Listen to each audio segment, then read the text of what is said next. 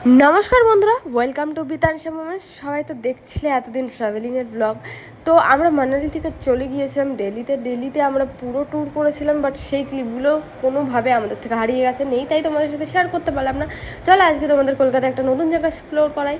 আজকে আমরা চলে গেছিলাম ভূতনাথ মন্দিরে পুজো দিয়েই আমরা চলে গিয়েছিলাম। এটা তো দেখে চিনতেই পারছো, না এটা বেনারস নয়, এটা কলকাতার আরেকটা গঙ্গার ঘাট, যেখানে বেনারসের মতোই গঙ্গা আরতি হয়, খুব সুন্দর।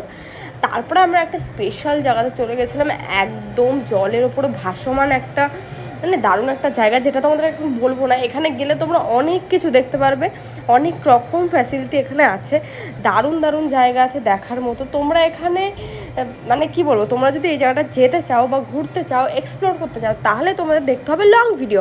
আর লং ভিডিও আসছে পরের সপ্তাহে, ঠিক মানডে, অবশ্যই দেখে নিও। আর এই ভিডিওটা কেমন লাগলো সেটাও কিন্তু জানাতে ভুলো না। আমরা চলে এসেছিলাম এর ভেতরে, এটা রয়েছে আমাদের কলকাতা একদমই বাবুঘাটের পাশে, যে এসবিআইয়ের বড় ব্রাঞ্চ, তার অপোজিটেই। তো যারা যারা চেনো অবশ্যই কমেন্ট করে জানিও এটা কোন জায়গা, যারা চিনতে পেরেছো।